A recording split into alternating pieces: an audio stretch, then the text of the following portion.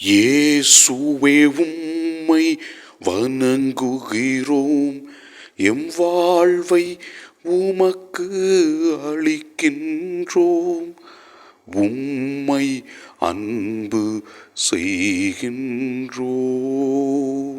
இன்று தாயாம் திரு அவை தூய பாத்திமா அன்னையினுடைய திருவிழாவை சிறப்பிக்கிறது. 3 சிறுவர்களுக்கு தோன்றி மனமாற்றம் பெற வேண்டும் என்று அழைப்பு விடுத்தவர், அவர்களோடு ஜெபமாலை ஜெபித்தவர். அன்னையின் பரிந்துரை வழியாக நம் குடும்பங்கள் ஆசீர்வதிக்கப்பட ஜெபிப்போம்.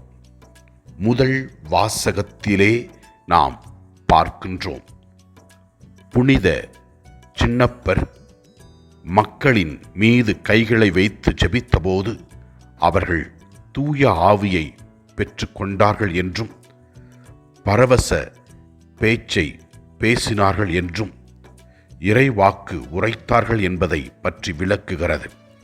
தூய ஆவியானவர் நம்மீது இறங்கி வரும்பொழுது நாம் ஆண்டவரின் வல்லமையை பெறுவோம் என்பதை வெளிப்படுத்துகின்றது. இறை ஆட்சியை பற்றி புனித சின்னப்பர் மக்களுக்கு போதித்தார். பல அற்புதங்களை மக்கள் அனுபவித்தார்கள்.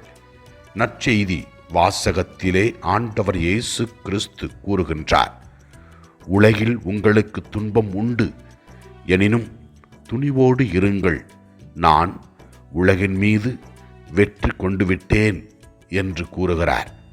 உலகில் கஷ்டங்கள், துன்பங்கள், நோய்கள் வரும் பொழுது நாம் ஆண்டவரில் தஞ்சமடைய வேண்டும் என்றும், அவர் எவ்வாறு கஷ்டங்களை வென்றாரோ அதேபோல நம்மையும் வெற்றி கொள்ள செய்வார் என்று விளக்குகின்றது.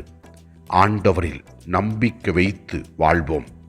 நம்முடைய கவலைகள், துன்பங்கள், நோய்கள் எல்லாவற்றையும் ஆண்டவரிடத்திலே ஒப்பு கொடுப்போம்.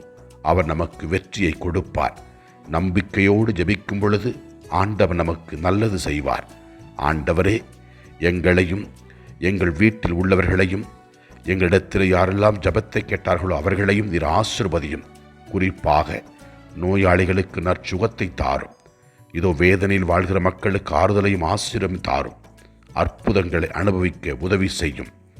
எல்லாமல்ல இறைவன், தந்தை, மகன், தூய ஆவியார் நம் ஒவ்வொருவரையும் ஆசீர்வதிப்பாராக.